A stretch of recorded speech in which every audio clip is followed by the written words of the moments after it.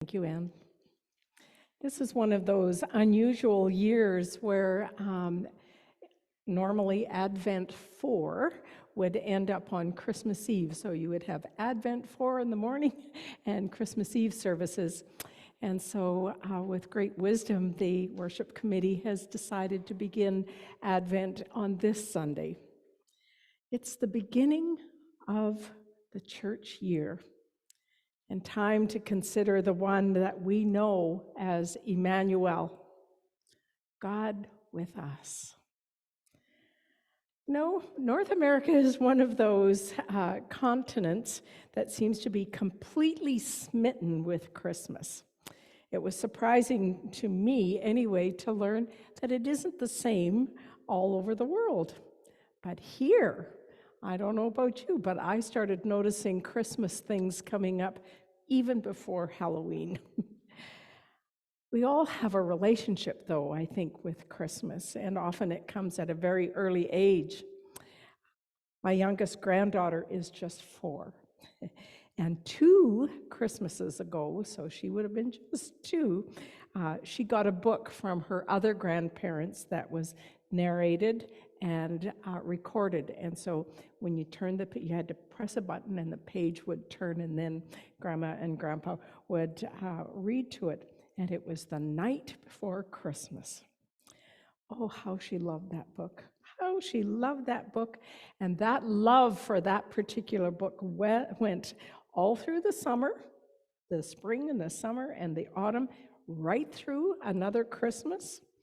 And she would often ask, to have that one read at bedtime. And she would ask, is it almost that time? I love that. So I guess we should never underestimate the power of the tinsel, the tree, and all of the music and the presents that are part of the Christmas culture of us. But I also think we have to be honest. We love much of what we do at Christmas time, and most importantly, we have to remember that Christmas isn't just about silly movies and all of the presents under the trees. And that's why I really, really appreciate the season of Advent, because it gives us a chance to kind of sort things out. I find that I have to be very intentional at this time of year, or when Christmas arrives, I'm kind of disappointed. If I spend more time shopping or baking than I do with God, there is no peace in my life.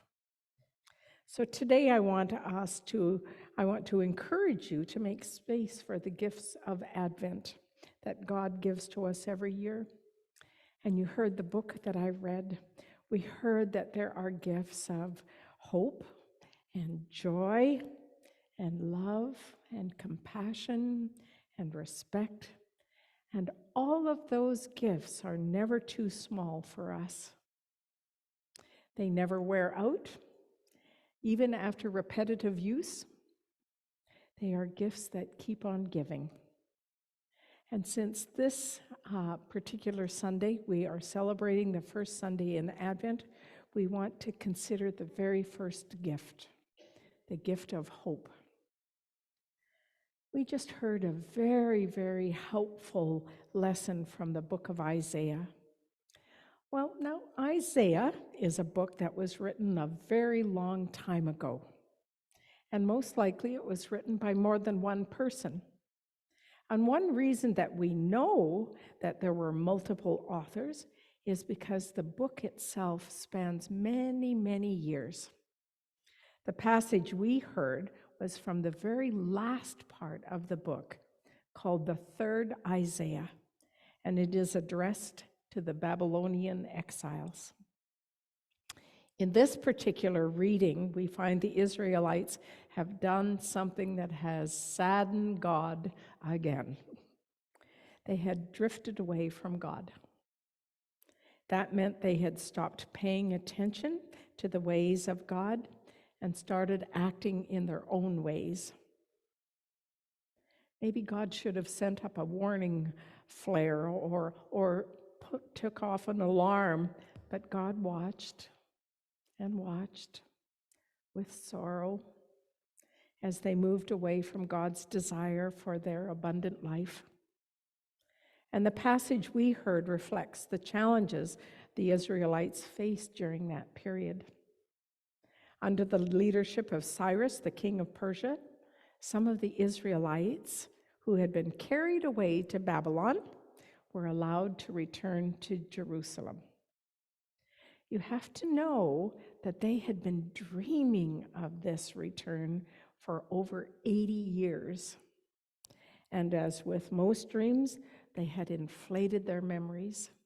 Have you ever gone back to the place that you were born or to a house that you used to live in and thought to yourself, it was so beautiful, it was so lovely. But when the exiles got to Jerusalem, nothing was as it had been. Nothing. The people who had not been carried away had developed a brand new community with new priests and with new political authorities. The exiles found themselves to be outsiders in their own home, and there was a lot of conflict, and it went on for over 20 years. The prophet got tired of it all, and in this passage we heard today, he was crying out to God in frustration, "Oh, that you would tear open the heavens and come down so that the mountains would quake at your presence, to make your name known to your adversaries, so that the nations might tremble at your presence." Can't you just feel his distress? Who among the Christians in our world today wouldn't just love to have God come down and do some sort of demonstration in town or in some community where mountains quaked, water boiled with fire, anything that would change? That would be most welcome. The prophet goes on and talks about how much God matters to him. He knew God, and the God he knew did awesome deeds. He remembered the time when everyone knew the name of God and they trembled before him. But sadly, he also talks about what happened when people transgressed. I went and had to look up that word to make sure I understood it, and it means to go beyond the boundaries. Isaiah says the people went outside of the boundaries that bound them to God. And as a result, God became hidden. Did God go and hide? Or did people just lose sight of the God who is always with us? It doesn't matter because it doesn't change the end result. No one called on God's name. No one took hold of God, and therefore no one saw God's face. In remorse, the prophet prays for forgiveness, prays for restoration. He prays, "Don't stay mad, God. Don't remember our iniquity forever, because after all, we are your people. Instead, work with your clay, your people. Be our potter." So what does this have to do with the Advent gift of hope? The prophet offers us a way by which we can uncover our hidden God. And it doesn't involve shaking our fist at the sky or asking, "Why is God hiding?" Instead, it has to do with us, the things we need to do if we want to see God. That's hopeful, isn't it? We need to hear that there are things that we can do to see God. And in this beautiful reading from Isaiah, I see 5 things we can do to build that hope. The first thing we have to do is just be honest. We have to admit our own despair. We get so busy running our lives that we put God aside. What that says is we think that we don't need God. As a result, we can't see God. God is not seen. You see, we aren't the best managers of life. Look around. Oh, our planet is in distress. There is horrific conflict on so many fronts. People are suffering. And if we are honest about things, we would say that we are lost. I invite you to admit it before God. This admission puts us in a good position to see God, who is hope. The second thing is to remember. Remember. Isaiah says, next we need to remember. Isaiah knew the journey from fear to hope begins in remembering. He said, God meets those who gladly do right, those who remember God and God's ways. In our day, people look everywhere but to God to save them. Retail people look for Christmas sales to carry them through. Lonely folks think that family coming home will make a huge difference. But when the door closes behind the last guest, they discovered there's still loneliness there. We need to remember what God has done. It helps to every week read the story of Bethlehem. People underestimate the power of remembering what God has done, but whenever we read God's word, God's Spirit is set free. We start to discover a little hope. And third, Isaiah encourages confession. In verse 6, we read, "We have all become like the one who is unclean, and all our righteous deeds are like a filthy cloth." In other words, admitting that we've made a mess of things is what leads to changing the way things are. Have you ever noticed how hard it is for people in our world to say that they're sorry? They will do anything rather than use the words that admit their own errors or failure. No wonder there is so much depression, because in truth, we can never get everything right. I can't, and I'm sure not all of you can get it right every single day. Letting go of that notion is a step closer to hope. And fourth, we need to receive. One thing I've discovered is God comes to those who ask. God comes to those who ask. He never hides those who are looking for God. God is found when we reach out. And when we come to God, God gives us the gifts that do not break, like hope. If you want Christmas to be more meaningful, you have to make space for the gifts of Advent to grow in your life. You have to receive. And finally, practice. One year during Advent, I prayed that God might recreate the gifts of Advent in me. I'm always amazed at how God does these things. If it was left to me, I'd go for the take 2 hope pills and call me in the morning. But not God. Not God. In my experience, God likes to offer situations and let those situations teach their own lessons. I can't tell you all that happened that particular year, but let me share this. The first gift of Advent is hope. Well, there I was out shopping, retail. Christmas is all about that sometimes.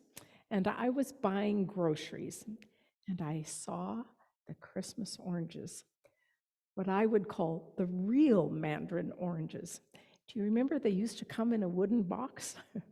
The ones that were sort of bigger and easier to peel. I wondered to myself if I should get another box because I'd purchased one the week before, and you know what? Half of that box was either moldy or rotten. Well, I live in a very small community, and we have one grocery store. And so I explained to the owner what had happened. He just walked over to another box and loaded up a plastic bag with about a half a box worth of oranges. He says, "Here you are. Sorry about that." He said, "No charge." I was left holding the bag, feeling quite speechless. He trusted me. How did he know that I really had a half a box of rotten oranges at home? And then that same year,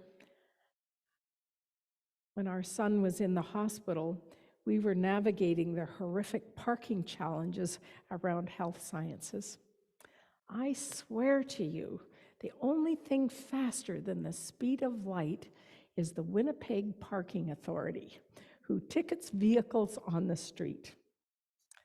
Well, this particular day, I knew I was close to the meter expiring, so I was flying down the street with hope that I would get there before the parking authority when I saw a fellow standing at the parking meter putting coins in my meter.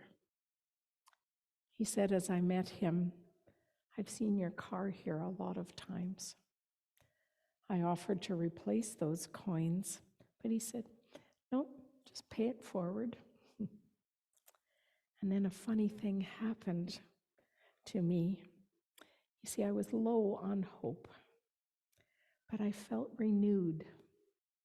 I was able to hope again. It was as if God was saying, "Look up. Look beyond yourself. Do you see anything? Look at the good people who trusted you today. Look at the people who did good today. There's still lots of good in this world, and where there is good, there is God."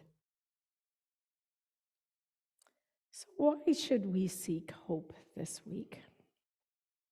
I believe it's so that we have something to share with others. Everyone needs hope. There's a special, or not special, not more special than Trinity, but a church that often puts things on Facebook called Cedar Park United Church. And they put a little thing on Facebook this week, and it said, and it was something that resonated deeply with me. They quote Václav Havel, who says, "Hope is an orientation of the spirit." Hope is an ability to work for something that is good, not because it has a chance to succeed. It is not the conviction that something or everything will turn out well, but the certainty that something makes sense regardless of how it turns out. See, God gave us hope a long, long time ago, and that has not changed. In fact, where God is concerned, not much has changed at all. God is still to be found among us. And as Isaiah reminds us, God is working for those who wait for God. So this week, let's receive hope. Hope that is always coming to us through Jesus Christ. It feels so very special to open a presents before Christmas. So that's your assignment. Welcome hope this week. Share what you find with others, because you know what? We all need a little hope. Amen.